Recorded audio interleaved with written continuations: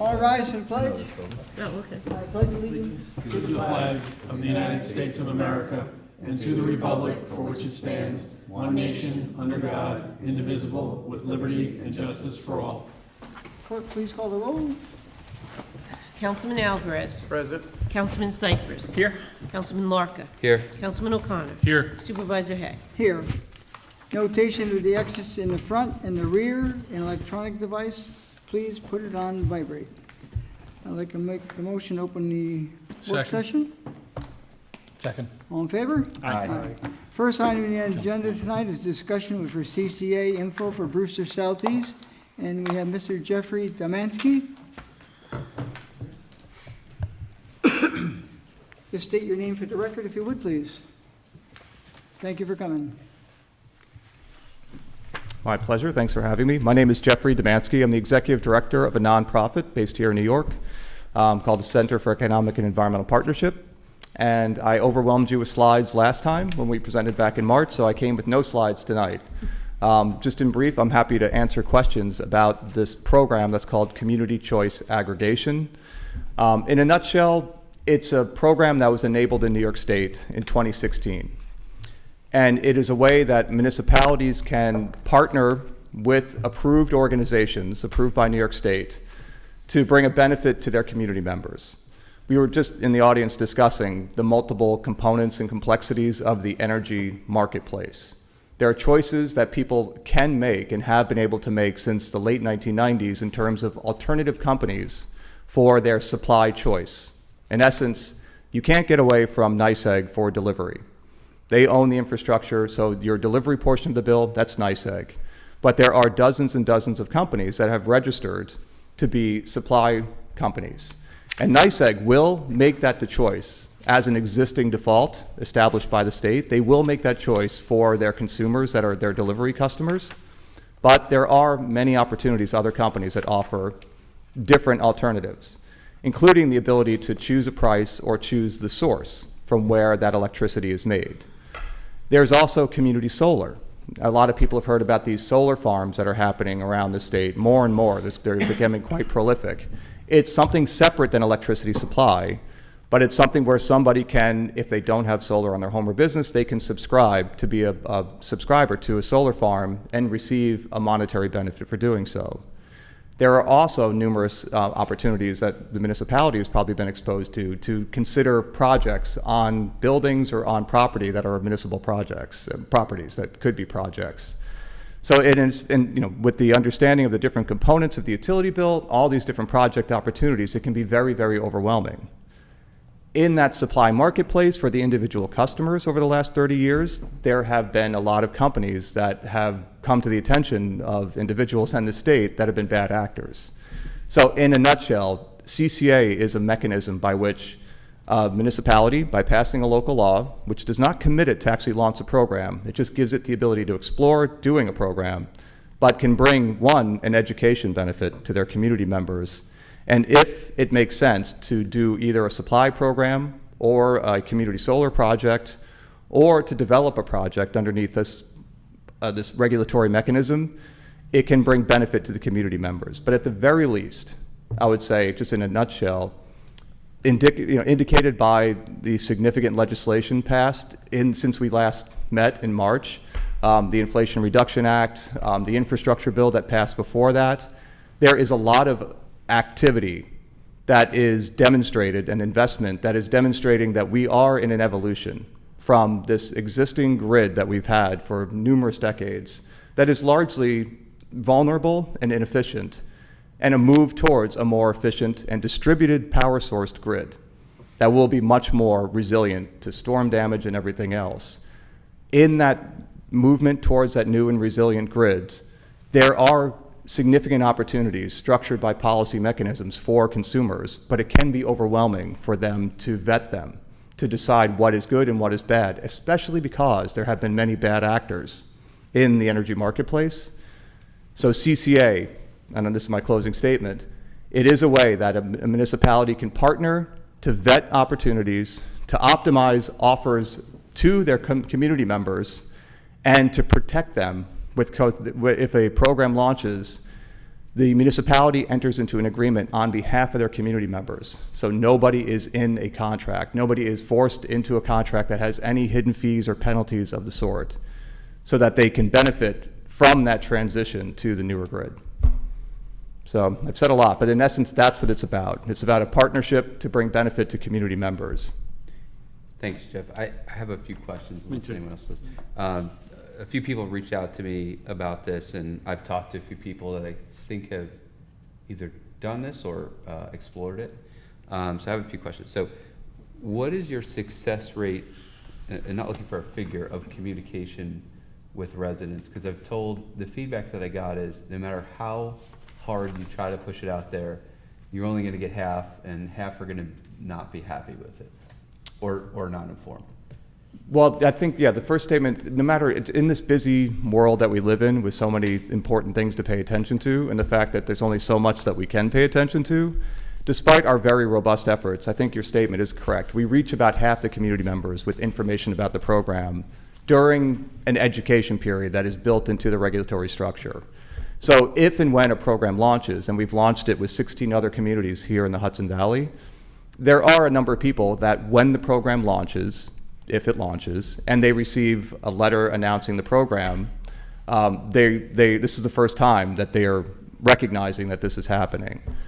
There's a number of structures that my nonprofit is actually in the lead of being a resource to address, to be there for those people to learn about what's happening. Phone numbers, emails, the website, it's all there to answer their questions. And while it is surprising, once they understand what the program is, they're actually quite excited. For the most part, there's definitely a contingent, probably about 15 to 20% of community members decide for one reason or another they don't want to be part of it, and they can opt out of the program. But When you opt a out- vast majority is happy with the program. If you opt out, can you opt back in? Yes. At any Yep. time? Anytime. You mentioned the delivery from NYSEG. Is that regulated, and if a lot of people went on to this CCA program, could they jack up the delivery rates, or is that not a scenario? They can't. They do request, there's a regulatory requirement oversight of utilities on the rates that they charge for delivery. And when they want to raise their delivery rates, they have to file a rate case, a formal request to raise their rates that has a public comment period and has review by the Public Service Commission. They would not, since the structure of deregulation in the state since the 90s, utility companies are not allowed now, and since the 90s, to make money on supply. It's a pass-through for them. So there's no reason that they would have a good justification for people going into this program to raise up their delivery rates. Got it. Is now, it feels a little bit like we missed the ship on doing something like this with rates being higher now. What are your thoughts on that? It's working. It's still working. There was just a request for proposals for supply rates issued for the Rockland communities that are part of it. There are 6 communities and 4 more added to the program.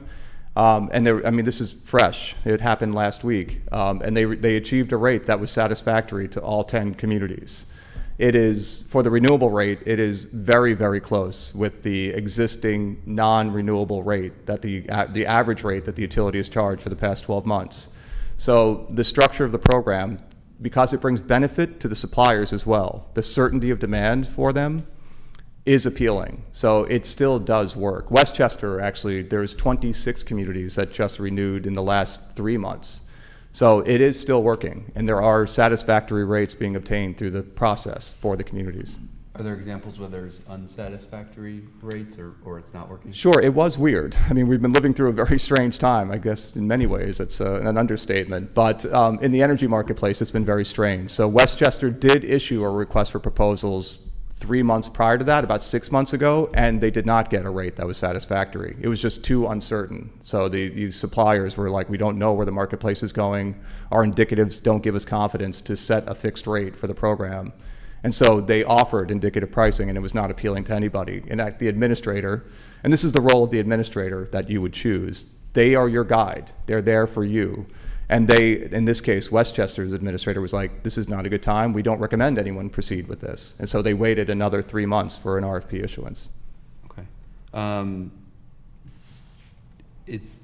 when you go through this process, is the answer typically clear at the end of the RFP and whether or not you should go, or is it still considerably a gamble? Well, there's always a risk of a fixed rate in its comparison to the utility's variable rate. But the indicatives, the experience that have been had in the marketplace, it is fairly clear that, that it's a good decision to proceed.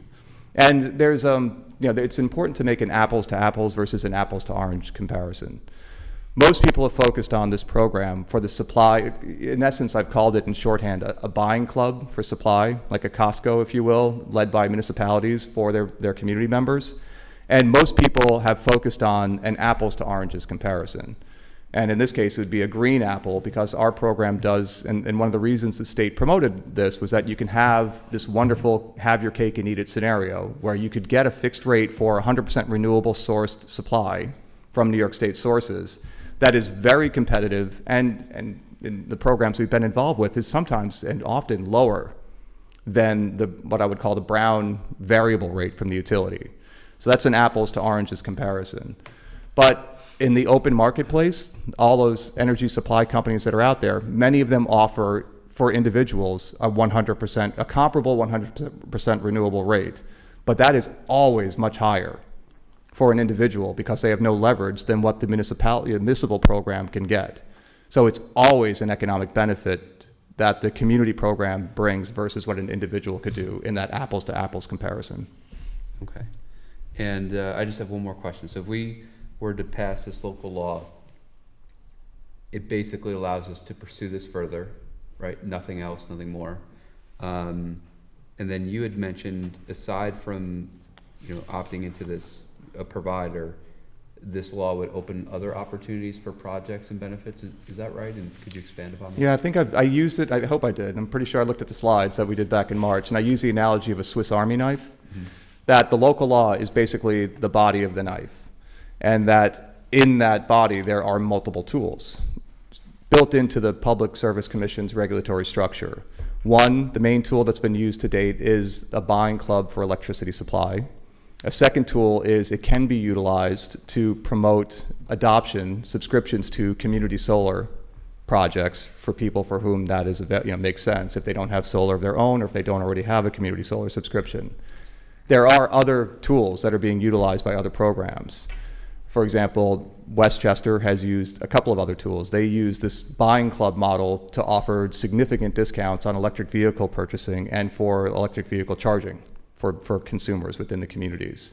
It is very much envisioned as a way to promote, as I mentioned in brief, a very good pathway, kind of a free built-in consultant for potential local project development, typically solar, but could be wind or hydropower, with close within municipal borders. So it's a very good mechanism to promote that can be part of the program as well, offering the supply or the renewable sourcing for the programs.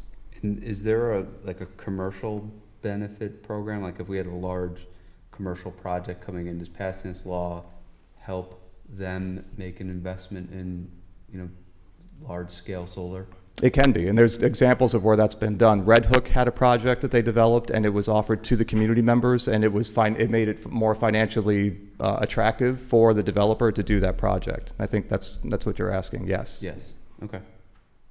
Okay. That answers all my questions. Anyone else have any? Can I go, Yeah. It feels a little odd that you have to pass a local law to pursue it. What's the gist of the local law? The local law is a supplementation, if you will. It's an addition to the existing deregulation rule that exists in New York State. The deregulation back in the 90s, when it broke apart the monopoly that utilities had on being able to own supply and make money on supply decision, it created that supply marketplace, but it made a default, and it created all the ability for all those supply companies to start offering their product. But the state had to establish a default in that regulatory process. And the default that they established is if a utility customer makes no decision of their own, the default setting is that the local utility company makes a supply decision for that customer. So the local law is required for a new default. In essence, the municipality typically in partnership, in aggregation with other communities, says we are going to establish a new default, an additional choice. It doesn't displace the original option. If anybody wants to stay with the original default, they can. They can opt out of the program. But a local law is required for this new default situation, this new opt-out structure. So, so if we were to go ahead with this, by default, a resident would be in the program with the RFP and the supplier that we chose. Yes, as long as they didn't already have a supply contract, or they didn't have a block on their account with the utility saying that they want to stay with the default, that they weren't somebody on an assistance payment program. So there's a number of people who are automatically defaulted out, but people for the most part, 80% typically, for whom the utility is making that supply decision are automatically included in the supply buying club. Okay. I guess it's a little concerning to Eric's comment that 50% of the people don't ever get the communication, so it feels a little weird to opt them in at that point. I have a follow-up question to your question. So currently, our power is supplied almost like this buying club, right? Except NYSEG or somebody's making that decision. Correct. So if we were to do this, we dilute the buying power that we have currently, and right, because we would be shifting to a new provider, so you'd have multiple providers. Will that drive up the cost for our current provider that we have? No, it's marginal differences, and it's a question that is often asked, like, how could you compete? Well, there's several components in there to the answer. For one, there's such a large customer base, and once you reach a threshold of a certain customer size, it doesn't make a difference beyond that for suppliers bidding for that demand base. The same is true for an aggregation. When you assemble a number of communities and have a number of accounts within there, we say that kind of the sweet spot of customers for being appealing to suppliers is somewhere between 15,000 and 80,000 accounts. Short of that, it's hard to have competitive ability. Above that, marginally, it doesn't really make a difference in terms of their willingness to be more competitive for the rate. So there's a zone outside that. So, typically utility is going to have customers way more than that top level threshold. So there would be no impact on their buying power for what they do on supply.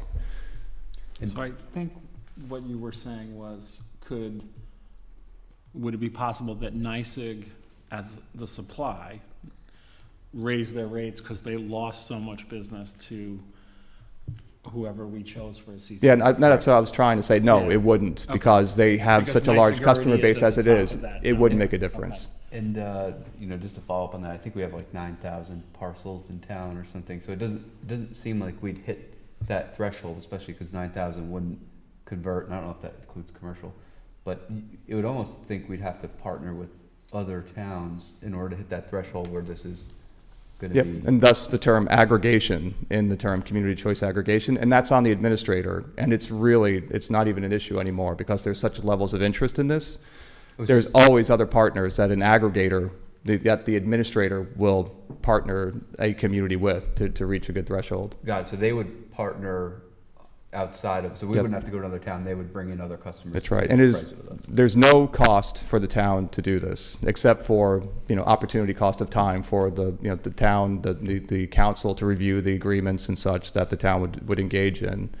And it's turnkey in terms of all the program responsibilities. All the outreach and education is upon the administrator and the outreach team that they have for that. There's no requirements, no burden on the town to do anything for the program. It has become very turnkey. Are you familiar with any other towns in Putnam or maybe Northern Westchester, Dutchess that have already done this? Yeah, so in Putnam, it's Phillipstown and Cold Spring. Nelsonville's about to go. That's on the east side, over on the river. Dutchess, there's Beacon, Poughkeepsie, Clinton, Red Hook. They've all been involved. I'm trying to think of others. There might be some others as well. Fishkill used to be involved and chose not to continue. Excuse me.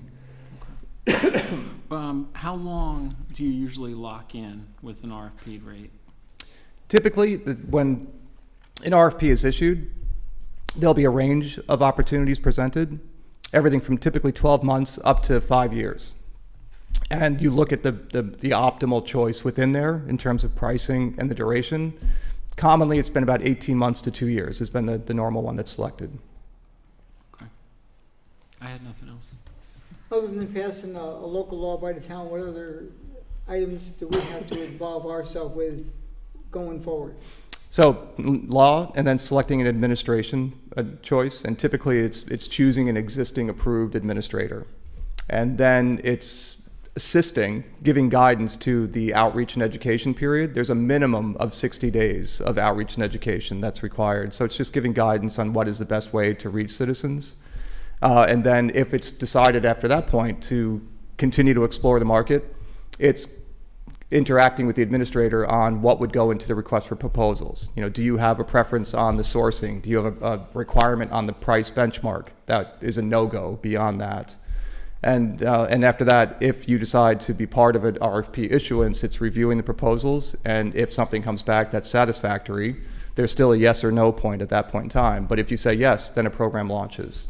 And then communications would come out, when the letter is issued, it comes from the town to say that this program is launching if that decision is made. Has any municipality put it to the voters prior to signing up? No, they've not.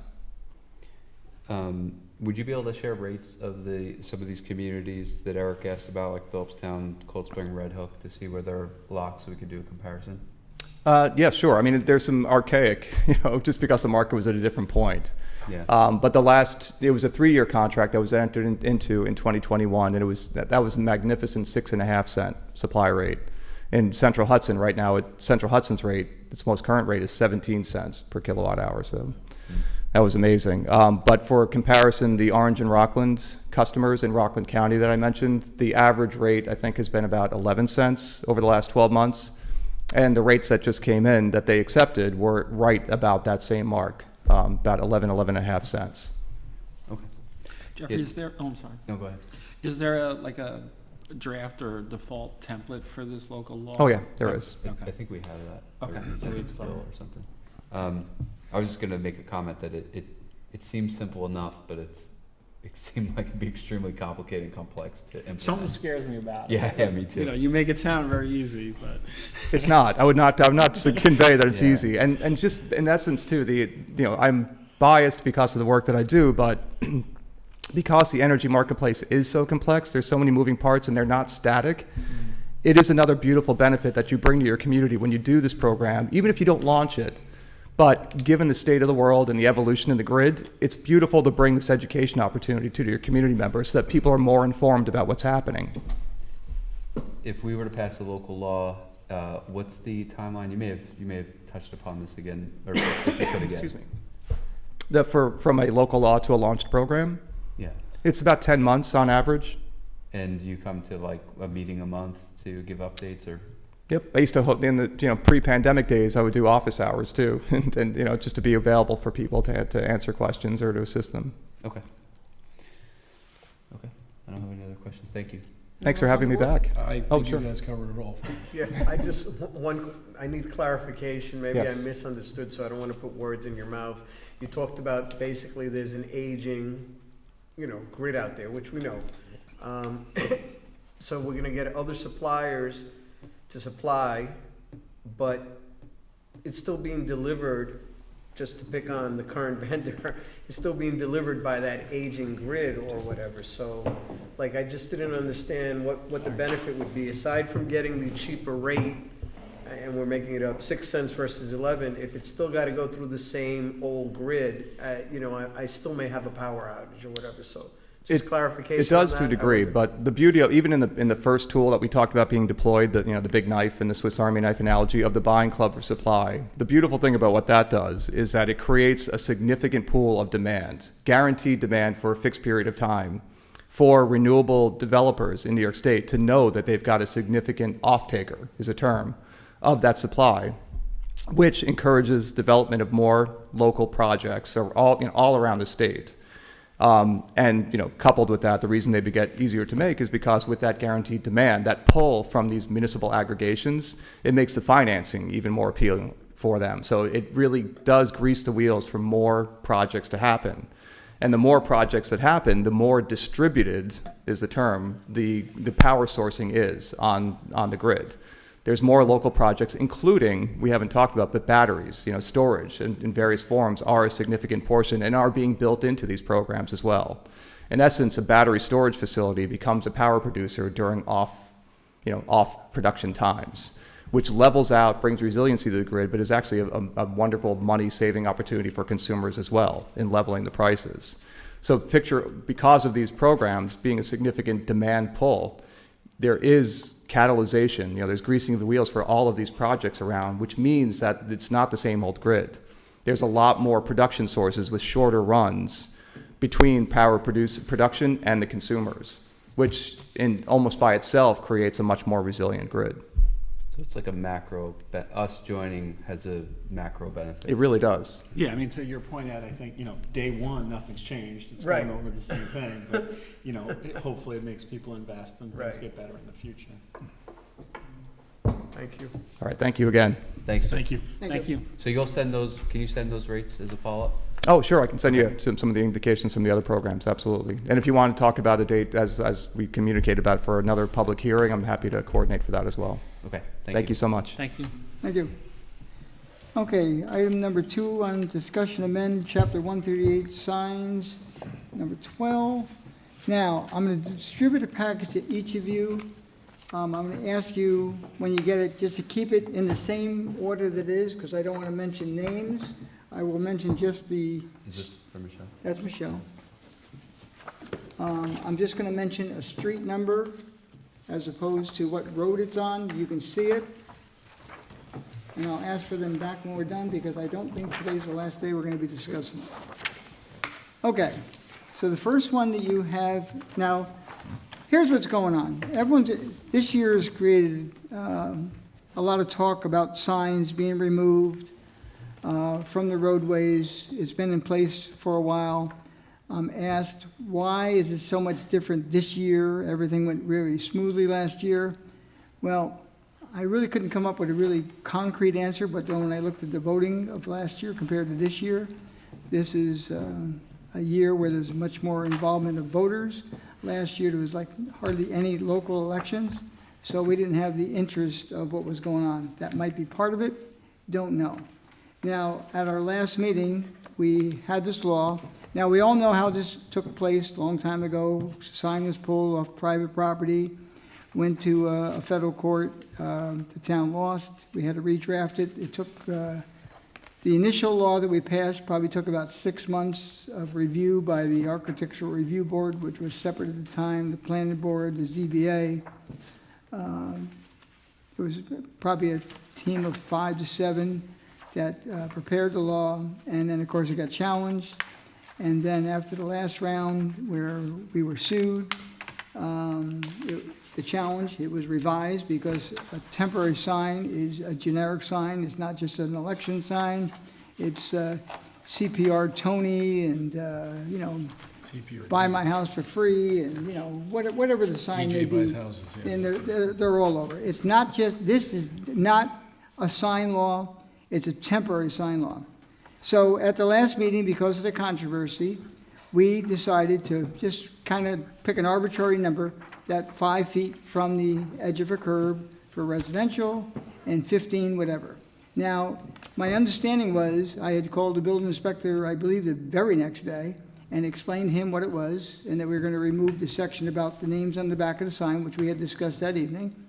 And then somehow, some signs did get pulled by the department. How wide, don't know. But there were signs that were alleged to have been taken by the town, and we weren't out taking signs that day, so I don't know where they went. But let's put everything to the side. I put together a package on some of the ones that have become of interest to us, and I put it together tonight to show you the problems we are going to have with whatever we do. Now, the first one in your package is 128, okay? See that one? Mm-hmm. Now, if you look at the very first page, it identifies the name of the road. Now, there's a black line with like 4 dots, and then you see what looks like a stone wall behind it, okay? The property line of that particular property is behind the stone wall. Now, I had told the building department way back when, here's our law, it's 15, but if you go out and if there's a guardrail, anything to the opposite side of a road, okay, is, I would say, legal, not taken out of rule of the measure, and if it was on the roadside, it would not. That's what we went by in the past. It seemed to work pretty well, but that's not really the law. But we changed it now, this year, to 5. But if you look at that stone wall, now when you turn the page, Just, if you could just, there's a line on both sides of the stone wall. yes, the first line, the line in front of the stone wall is like, I won't even say it's a town right away. The property line of the owner, Well, there's the two of property, them. the property line of the owner is behind the But- stone wall. So here's the Right, name but of he's the, saying something different now. no, wait. No, I was explaining how I would have interpreted it in the past. No, just, But this which one's the property line? property line is the dark one behind the stone wall, Right, that's different than what you just said. Oh, Yeah. okay? So you're saying the stone wall is not on his property? Right. Now, not saying that person put it up, they may or may not have. Mine's gonna be the last one we're gonna show, and I'll identify mine as being mine. But So what does this other line represent? that one, I couldn't find out exactly what it is. But we're interested, we're saying, people are saying we're taking it from their property, just to indicate it's not. I don't know what that is, because I couldn't find out. Well, just, there's two lines. I just want There's to two know lines. which one we're The talking pro- about. Okay, we're talking, people said they took a sign from my I property. get that, but how do you know this is the property line, not this one? Because we know that's the property line. Because all the ones I'm gonna show you, the property line is indicated that way. But I'll find out, I don't know who made this one, I can't find out. We went down to the town records, and we had this on record. Now, I sent my secretary down, to get probably almost 24 of these, and unfortunately, most of the ones she came back with, unfortunately, did not identify the location of the road. They had a survey of their property, but not its proximity to the road, so I couldn't use it, okay? So the bottom line is, these, you see that bottom line? Want to see the line? Bottom line, okay. So these solid lines is the property, and that's it. Now, when you lift up the picture, no names of property, who it is, we're not going by property, but you can see, there's a stone wall, okay? So, from the stone wall toward the road is town property, or in the right of way, okay? And we said 5 feet. I didn't take a measurement, it may be 5 feet, may not. But the signs were in front of that there, so what we said with the 5 feet, at this point in time, would not hold true on this particular property. That's why when we go to craft this later on, we have to think of wording we can use so it wouldn't be, because you can't have words in the law and go back and change them, Why couldn't 5 feet work here? because it's not their property. But the law says 5 feet or the property line, whichever is less. Yeah. Fine. So 5 feet would be less. But I don't know if it is 5 feet. I have to go out and measure, but I just want to show you there's gonna be problems. We'll get into more as we go. That's one of them, okay? But I think the root problem is we're going to the 5 or the 15, not the or, whichever is less. So So we're 5. gonna change, so we're gonna just go 5 feet and not or? No, it's 5 feet or the property line, whichever is less. So in this case, 5 feet would be less. He could put a sign right here and there'd Okay, be no problem. if it's 5 feet, again, I don't want to be taking out a tape measure and saying it's only 4 feet, 3/4 inches. Neither do I, but that's what's Well, going on that's- pretty much. Well, we don't, look at, let's go through the rest of them. That's fine. Let's go to the next one. This one has a big black whatever. Now, on this one, the property line, I gotta figure out whose property this is. Oh, I know whose it is, okay. So you see that's a driveway, that black, okay? And I did highlight in yellow. Now, you see where the stone wall is there? That's in the town right away. And you see the line underneath it, solid with the lines? That's the property owner, Okay. okay? Now, these signs that are up are not on their property. Now, again, however we word it, we have to word it so that these signs can be there, because we kind of all agree that if someone maintains a property, as nice as that property is, they should be allowed to put a sign there, or whatever. So however we craft the new wording of the law, we have to make sure that that's allowable. That's that one. Let's go to the next one. Are we making recommendations? No, we're gonna, this, again, this is not gonna be, when we write up a law, the next law, I mean, we just can't go and have a public hearing. We have to make sure, we all have to agree, we can all write whatever we wanna write up and discuss it, and what's the best way to do this? I would just, I did some measuring in my house. I would just make it 3 feet, and I think 3 feet's far enough, and it would solve a lot of these issues. Okay, well, some yes and some no. Now, the next one is that one there, okay? Now, if you lift it up, you all recognize the location, okay? This one I'll talk about after the meeting. And I'll tell you why at that time.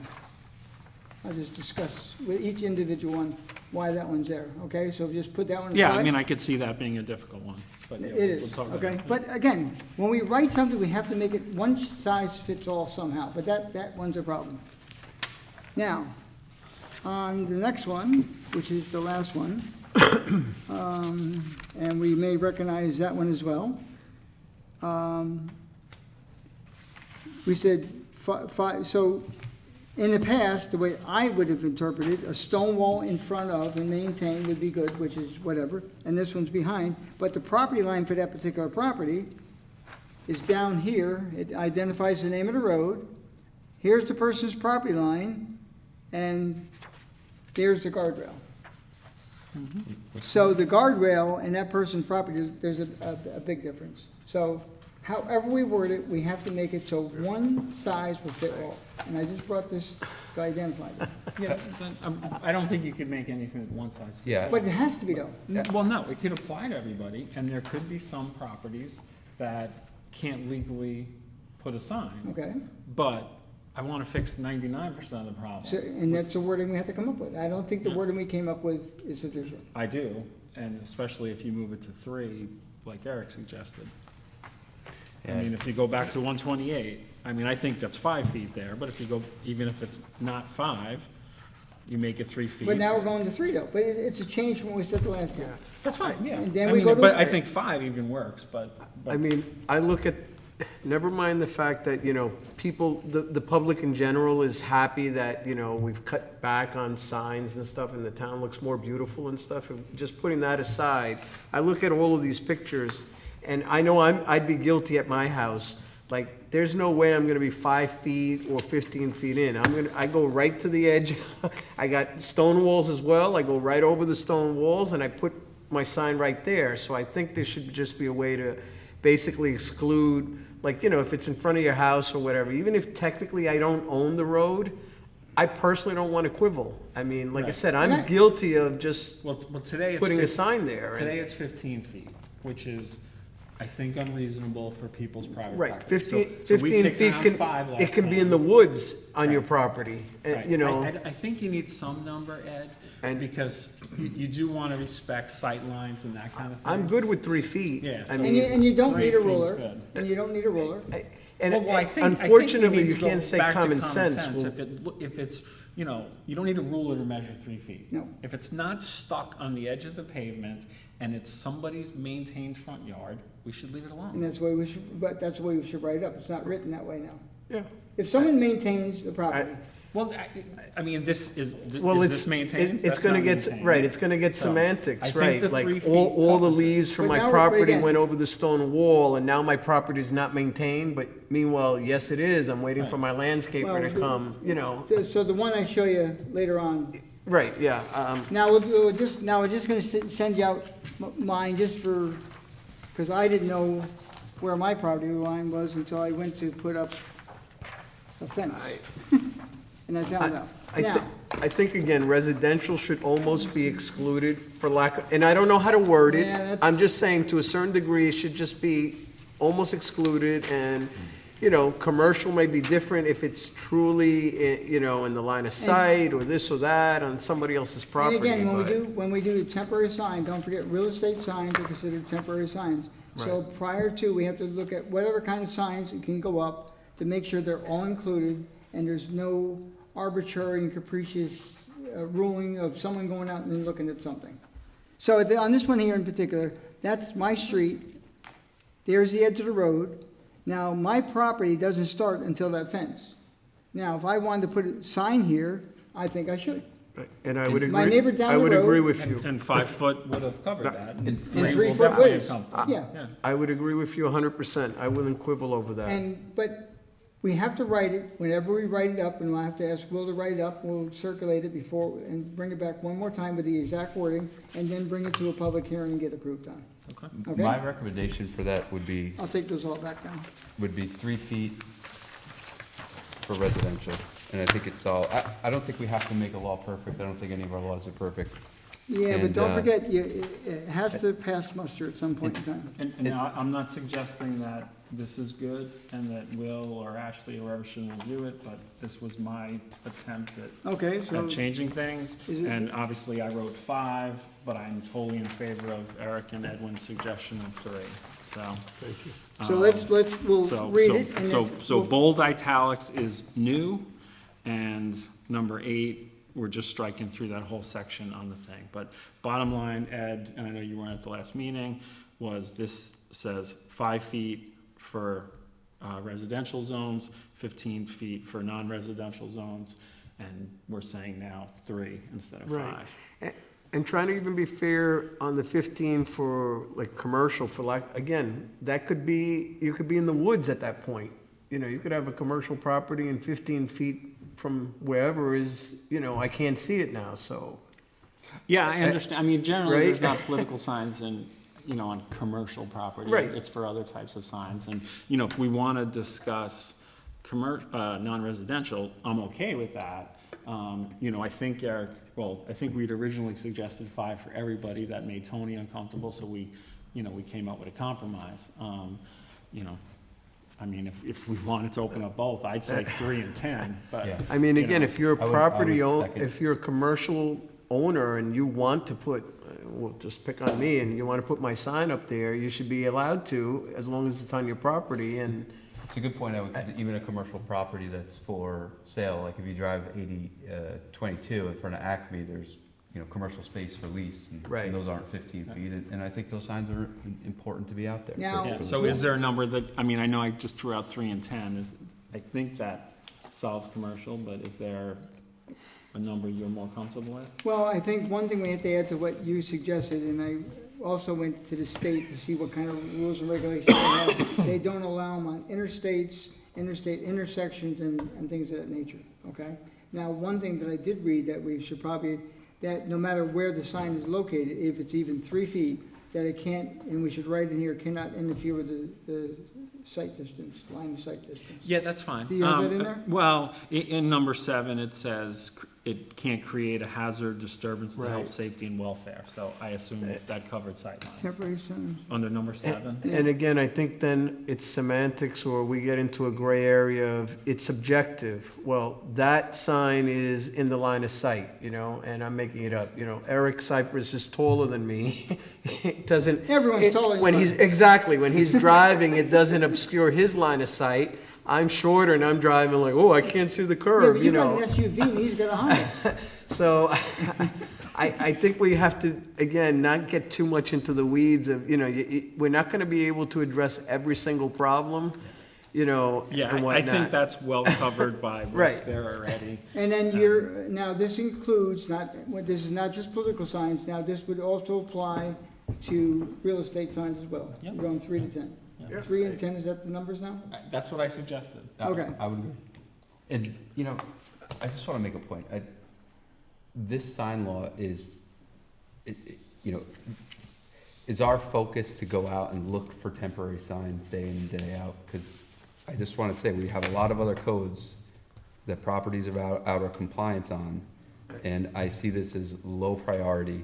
and low-hanging fruit overall. I just see this as, we have something in writing, so if we choose to enforce, and again, just picking on political signs, they're still out there January 1st, we can at least then, we have a leg to stand on and say, oh my God, we gotta go around town and get rid of these signs, you know, they've been there for 2 months. Well, Right. that we could have done anyway, because there is the Right. 30 days in the But- code now.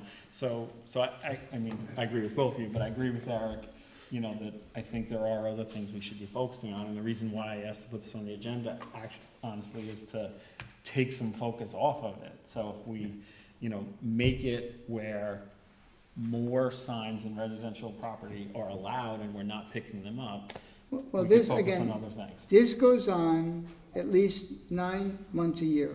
And I mentioned like CPR, hay, or whatever, But buy most of- your house. But no private property is putting CPR Dave in front of their house. So the CPR Dave signs are almost always illegal and should just be pulled. Right. You're not putting a CPR Dave in front of your house, Edwin's not putting a CPR Right, Dave that's in the front of his vendor, house. you I said, know, hey, not Dave. Well, but it that's, is CPR Dave. that's I'm not whoever, advertising for anybody. so Sorry. myself. that's the window guy just going around town, you know, advertising his business. Well, yeah, that's fine, you get your Yeah, driveway paved, but, exactly. so he's gotta put it 3 feet off, that's reasonable. Exactly. If they want to post it accordingly, okay. So, Eric, I don't know if you were done or agreed on the 3 and 10, or, Yeah, I second. okay, you guys good with 3 and 10? I'm fine. Instead of 5 and 15? Oh, yeah, I mean, Okay. and even. Okay, so what again, I'm I gonna don't wanna do- push it, even, I think 10 is even, So what I'll do absurd, is, but- I'll take your, You were here when you made it 15. okay, we'll reword this now. I'll email this to you, so you don't have to retype it. No, but we'll put it in the actual, I can do this. You can send it to me. in the- I'll email it to you But the tonight. bottom line is, Yeah. I have the law already in Word set up, so we can just cut and paste it into. Yeah, law. that's what this is, but Okay. I'll just give you my changes, you do And it as you see we'll fit. put it not so much on the agenda, if we all agree with what we want into the article, into the, public hearing notice, we'll set, let's see, we can't make what's the next date of the, we won't get it in as the next agenda, so it's the, I have it up here, I can tell you. it won't make the next agenda. 17th is the next meeting. No, it won't make that one, what's the meeting in December? First. December 1st? So we'll do it tonight, set a public hearing for December 1st, to give us time to get it into the paper. I don't know. Okay, set public hearing, December. Peter's got a question Who? or a statement. Or a statement. Or he's just saying hello. I don't know. Yeah, come on up. We're afraid.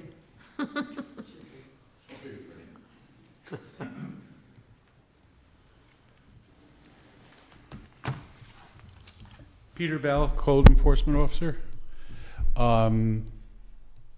I think, as a code enforcement officer, and putting myself at risk to take some of these signs, there should be a fine for anybody that puts a sign where they're not supposed to be. And what I mean about that, I went on 684 to each entrance of 84 where there were 5 signs in that triangle. I stopped the car and picked up the signs. They have no responsibility of putting those signs there other than somebody's taking them away. And what happens when it's not January 1st? I think it says within 5 days. What's their incentive to take away these signs? But how do you- Anybody. Who put the sign up? Who do you find? The guy, the name on the sign, they didn't put it up. You can't find anybody. And if you know, I know what you're talking about, and you're Okay. clearly not allowed to put a sign there. Okay. So if they're choosing to break the law, they're gonna choose not to put their name and address on the back of the sign. So who I would you agree. find to So put these can't you signs? find the person who signed it is, whose No, name is on the That would sign? be fair. I don't care if it's a political sign or AJ buys houses. If you're putting it in a location where it is a danger to pick up that sign to do my job, why am I being put in danger and they're in they have no consequence for having that sign on that highway. Okay, I- the one I you mentioned, totally- I'm sorry. the I one, meant, the one that you mentioned about the person buying houses, we tried to locate that person. I believe he's somewhere in Arizona. He didn't respond to any of our correspondence, could care less, and you're not gonna get money from anybody. But he also doesn't put them on the highway. And like who did? These happen to have been political signs. Okay, but, And it really bothered me, and it still bothers me, as you can tell, that I put myself at risk to have to take those signs out yeah, I because just they don't- are illegally placed there. I don't see a solution. Like, I don't know how you hold, you know, you said it was a political sign. I don't know how you hold a candidate, you fine a candidate for something that he didn't do. I don't Well, think you- as I understand Yeah. it, all the different parties have committees.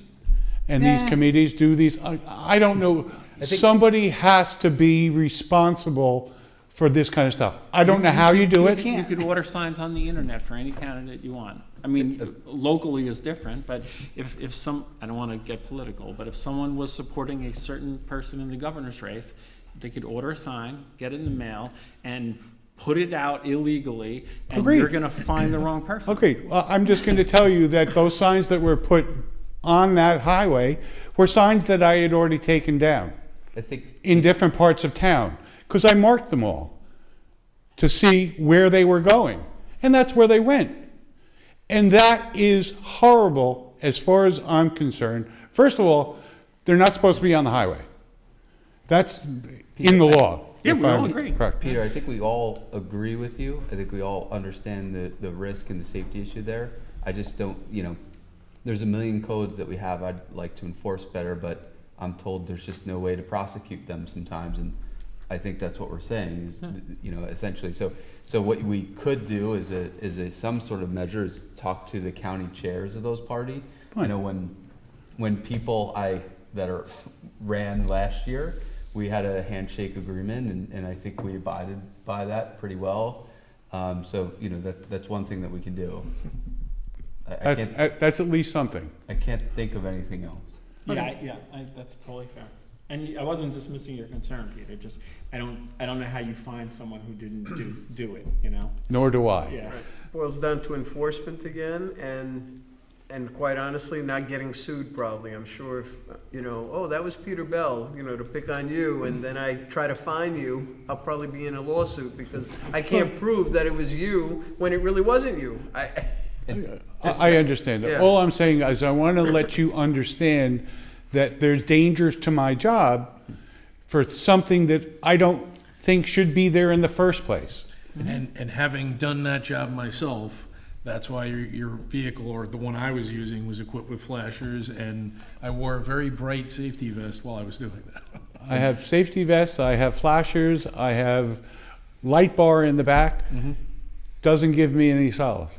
I'm still scared to death to go take those things out with people passing me at 85 miles an hour. My wife saw you running from the triangle at Donsberg in 22 with a sign, so. My advice I know what you is do. With Yep. the flashers on, you park on the triangle and protect yourself with the vehicle.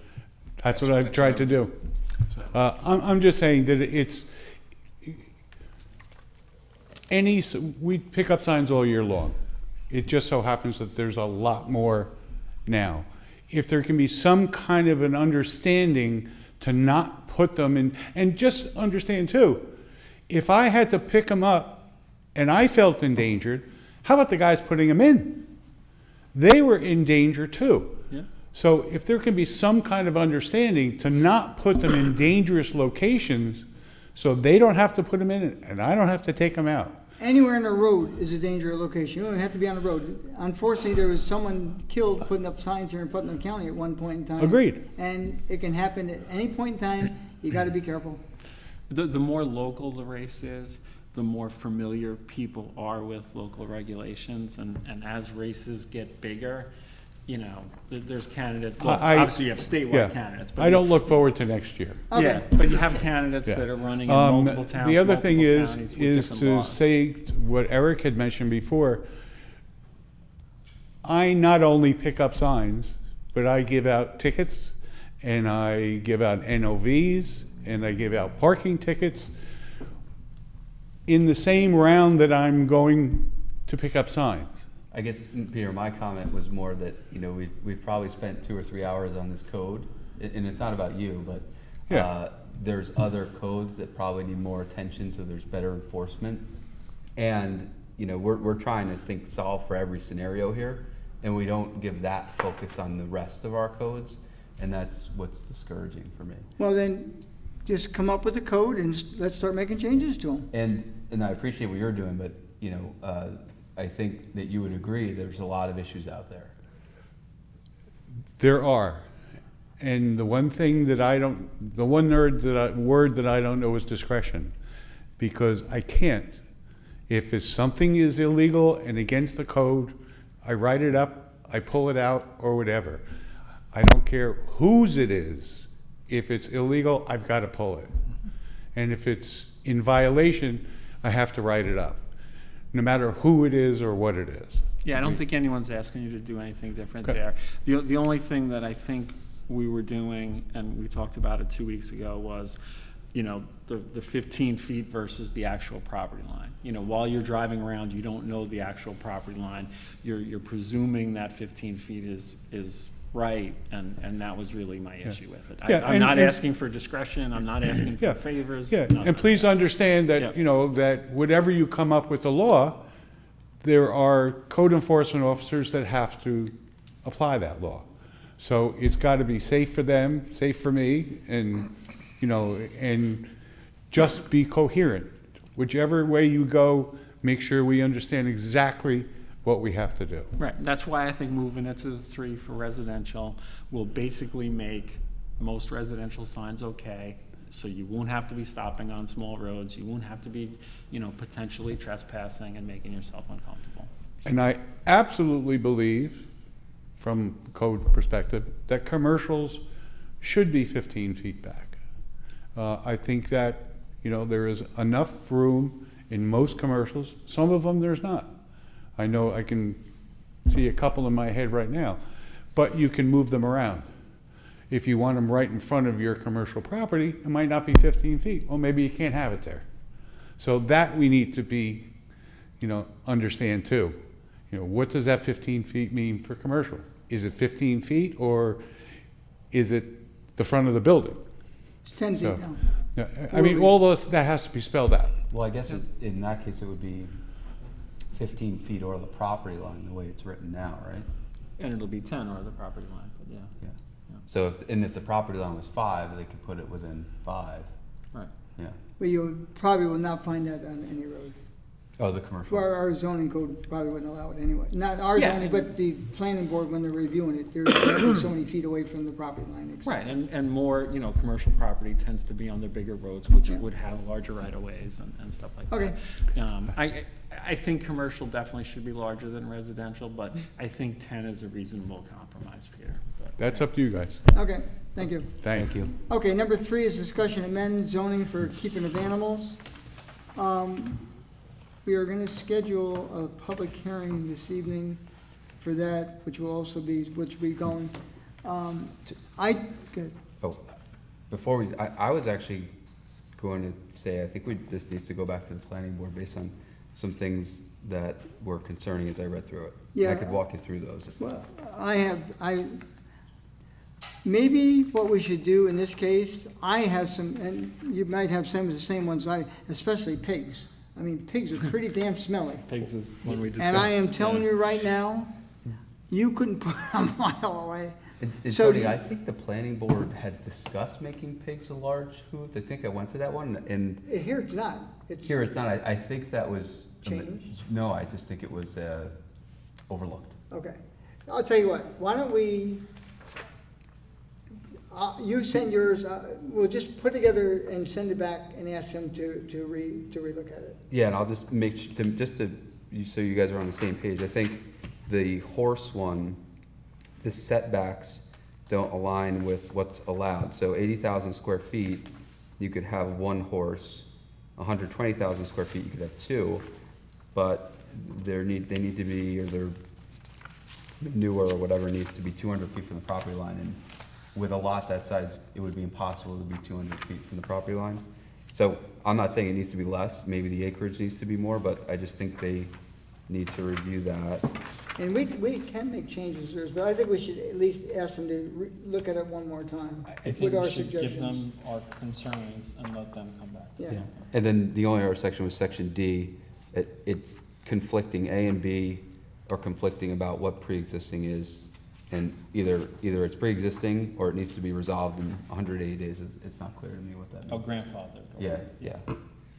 And my other concern, I'm not sure how to address it, you know, a person may have the proper square footage, but when they go to put in, like if you have a triangle, the guy might have 100 acres and they're gonna put it right up in the front, right next to another residential unit, and there's a problem, I think, with that as well, but I don't know how that can be worded. And Tony, a builder's acre is 40,000 square feet, an acre's more than that. Do we use builder's acre across the board? Well, they have, and we had something we were supposed to be doing as we're going along. We Right. had a conversation maybe about 6 months ago. We have to change that wording because an acre should be an acre. We should not have such a thing as 40,000 square foot being a building. I think we have to revert back. Unfortunately, there'd be properties to be grandfathered in because they were put in as an acre with 40,000 square feet. And I think we should go per acre. And I could have sworn the way When this you was, look up like your tax stuff, it tells you how many acres. but is that a 40,000 square foot acre or a No, real it's acre? it's a real acre. Okay. That's a real acre. Why don't you come up, come on, I think it's 40,000, Or 43,000. 43, 580 or something? 560. 560, that's close. So your information Didn't we have this conversation already? yes, As far as the code goes? is a real acre. So an official definition of an acre is 43,560 square feet. Our residential zoning code says R20, R40, R60, R80, R160. That's using square feet of the parcel, which we commonly refer to as half acre zoning, acre zoning, and we go like that, but it's not a true acre, and that's the problem we were having with some aspects of the code, is some of it says acre, some of it says, refers to the zoning, and the zoning is actually less than a full acre. So like an R40 zone says you have to have at least 40,000 square feet of land, whereas an acre would be 43,560. And I think But we if should, we're making a new code for animals, we shouldn't say 40,000 square feet. We No. should mean a true acre. You would agree? It's going to be more of an administrative thing, because like, I think even town of Patterson has a similar thing we do for horses, right? 2 acres for your first horse and 1 extra horse for every acre thereafter. Acre. Now, I never went to Patterson and said, can I have 3.275, you know, you have to get the but you variance. could split hairs that way and say, listen, the code says acre, but I have more than that, so, you know, This specifically says square feet, though, not acre. Okay. It seems like it conflicts with where we want to go. I think maybe if we come to a consensus as to how we want to reference things in our code, if it's, whether it's by zoning, square footage, or by acreage, and an official acre, then you can begin to, you start there, then you can do everything else after that. Yeah. Because So at least your R43. references are, then your references are consistent. No, in R40, it could be, as an acre is 43,000. whatever. Yeah, we were We just can- joking, but yeah. And I'm not advocating either way, I just. Me No, I think neither. we should go It's to not an acre. clear. Me If that's neither. where we're going, I'd rather write a new law that Identify reference the real acre. acre as an acre.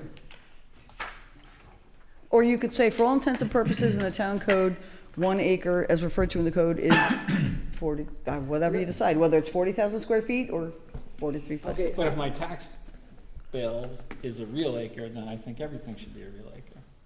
It is. Yeah. Well, Okay, but so, your tax bill is. Not your- bill, but, you Yeah, know, no, my I know. tax Your inventory is what's inventory. actually there, regardless of what your zoning is. Right. So you could be in an R20 zone, but have 1.5 acres. So Well, you, but same thing in the horse scenario. And reverse. I mean, they could be in, well, whatever, R160 and have 20 acres, you know, so. because there's a requirement of 5 acres for such, and some people only have 4-point-something acres, and they're allowed to have something that they shouldn't really be allowed to because it's not an acre. So we're all in agreement that we should change our code. An acre is a true acre. And they can keep R40, R20, whatever, but it's, you have to split hairs. 43, 60, it's a lot easier to use 40, 20 like they're using, but the reality is if it's 5 acres, 5 acres should be 5 acres. And I'm not saying we need to change everything day one, but as we do something, we should at least institute it the way we want it. Okay. And is that something that goes to the planning board as well? I don't know about that part, but this, if we refer that back for an acre, and I have the conversation back and forth with Ashley, we had that at one point in time. Yep. And we kind of like just froze it for a while because something came up, but we'll go back to it and say, look, we have to reword this to be an acre is a true acre. Okay? Thanks, Lloyd. Thank Yep. you. Okay, acre equals acre. Okay. Do we Now, have to make a motion to send it back to them or anything, or that's just administrative? well, I'll make a motion to send this back to the planning board with some comments from the town board of what we'd like them to review. Second. All in favor? Aye. That'll be done tomorrow. Okay, now, I make a motion now to go into the regular portion of the meeting. Second. All in favor? Aye. First one is a resolution, release performance bond, Dunmore Corporation. Now therefore be resolved that the bond amount shall be reduced and established for the project set forth below. Project name, Dunmore International Corp. Erosion and sediment control, bond amount $4,100, reduced to 0. Dunmore International Corp. Landscape maintenance bond, 2 years, $100,000, I wish, $1 million. And be further resolved that upon posting an aforementioned maintenance bond, the town clerk be and she hereby is duly authorized to cancel return to the erosion and sediment control bond herefore established in connection with the project, and be further resolved that a certified copy of this resolution shall be transmitted by the town clerk to the planning board secretary and building inspector forthwith. So move for discussion. Second. Discussion. All in favor? Aye. Number 2, resolution establish performance bond, Roth Nursery subdivision. Now therefore be resolved that the bond amount shall be established for the project set forth below. Project name, Roth Nursery subdivision, site improvements, erosion and sediment control. Site improvements is $580,000, erosion and sediment, $33,000, total $613,000. And be further resolved that no certificates of occupancy for any residences constructed within the subdivision unless the public improvements roads are complete or are complete to a level approved by the town engineer and full site improvement bond is in place. And be resolved that a certified copy of this resolution shall be transmitted by the town clerk to the planning board secretary and building inspector forthwith. So move for discussion. Second. Discussion. All in favor? Aye. Resolution, appointment of Board of Assessment Review. Now therefore be resolved that the town board of the town of Southeast hereby appoints Chris DeBellis to fill the unexpired term of the town of Southeast Board of Assessment Review, such term to expire September 30, 2024, and be further resolved that the appointment shall take effect upon the taking and filing of the appropriate oath of office with the clerk of the town of Southeast. So move for discussion. Second. Got that okay? All in favor? Aye. Okay. Next is a long-awaited development here for the Village of Brewster in the town of Southeast. First are number 4, it's A, the full environment assessment form, which is part 1. We're moving, well, I guess we'll do them individually because I know they have to go in a particular order. So the first one is we're moving the environmental assessment form, part 1, which is 13 pages long. So I move that first. Is there a second? Second. Now, just so the public knows, there's proposal in the Village of Brewster to renovate the entire renaissance of the village, or revitalization and renaissance and moving forward.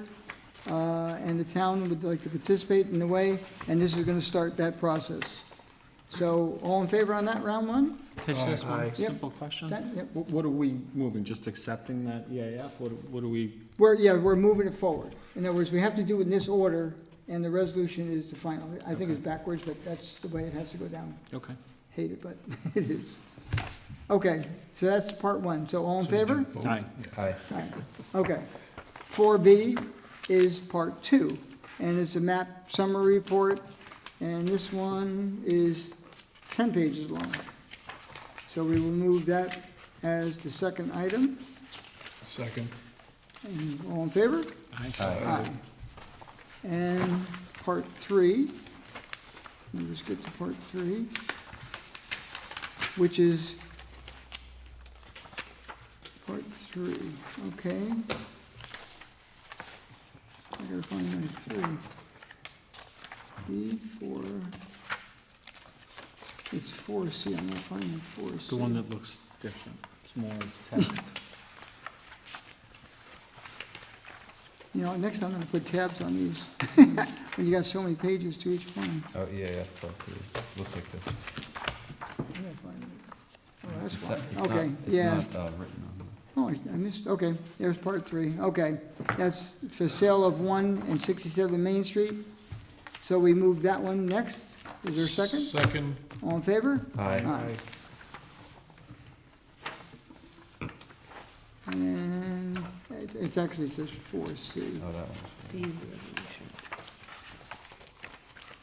Okay, and 4D is the actual resolution itself. And that's proposed conveyance of 67 and 1 Main Street determinations under New York State Environmental Review Act, SECRA. Now therefore be resolved that the town board, as lead agency for the purpose of SECRA, review and the proposed conveyance of 2 town-owned properties known generally as 1 and 67 Main Street to iPark Brewster, and in conjunction with the town planning consultants, has reviewed the full environmental assessment forms, part 1, 2, and 3, has designated the proposed conveyance of the town-owned properties as an unlisted action pursuant to SECRA, and provided any conveyance of the town-owned properties includes the following condition. Buyer acknowledges that the property includes nationally and state registered historic structures in recognition of property, good luck with that word. Intrinsic. He just said it, historic value.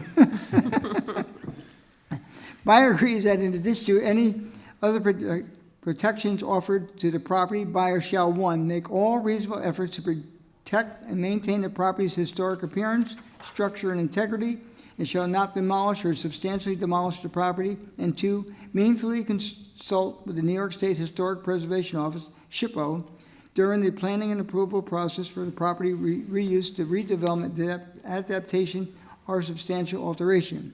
The town board finds and determines that the proposed conveyance of the town-owned properties will not have a significant adverse impact on the environment for the reasons elaborated in Part 3 of the full environmental impact statement, which is made part of this resolution, and issues its negative declaration pursuant thereto. So move for discussion. Second. I'd like to thank everyone that's participated in this process so far. It's long, it's still got a ways to go, but I think it's a good way for recovery for the village and will help out the town tremendously. Any other comment? I agree. Agreed. All in favor? Aye. Number 5, a resolution adoption of the 2023 annual budget. Now therefore be resolved that the town board of the town of Southeast hereby adopts the 2023 preliminary budget as amended, and for the annual budget for the town of Southeast for 2023 budget year, and be further resolved that the town clerk is authorized and directed to cause a copy of the 2023 annual budget as adopted to be published on the town's website, and that suffice copies therefore be made available in the town clerk's office for public inspection. So move for discussion. Second. Discussion. All in favor? Aye. Number 6, it's a GMO Associates LLC versus Town of Southeast settlement of certiorari proceeding. Now therefore be resolved that the town board of the town of Southeast does hereby accept the recommendations of its professional advisors and authorize the town attorney to execute a stipulation of settlement, consent judgment, and/or order on consent in accordance with said recommendation for the following. Petitioner, GML Associates LLC, tax ID 57.17-1-5, year 2022, assessment $846,943, settled assessment $670,000, and be further resolved that the town attorney is hereby authorized and directed to execute any and all stipulations, consent orders, or documents necessary to reflect the foregoing settlements. So move for discussion. Second. All in favor? Aye. Let's see. So So we're gonna make a, I'm gonna, table this or something? what's that? Could we table that, the public hearing? No, keeping that, yeah, that one's, okay. There's been a motion to table number 7. I'll second. All in favor? Aye. Now, we will now make a motion, so I'd like to waive the rules to allow a motion to come on, and that's to cite a public hearing for December 1st for the amend Chapter 138, Article 10 signs. Second. All in favor? Aye. Now, that's on, letting us put it on. Now, on the motion itself, I move it. Second. All in favor? Aye. Public comment. How about the two little guys in the back? Want to make a comment? They want to go home. Thank you for coming. They make a motion to close the meeting. Lesson, it's their mandatory civics lesson. They're very well behaved. Really? Very well. Thank you. Not a peep. Should get a proclamation. Town board members? No comment. No comment. I'll entertain a motion. I make a motion. We close tonight's meeting? Second. All in favor? Aye. Aye. Thank you all for coming.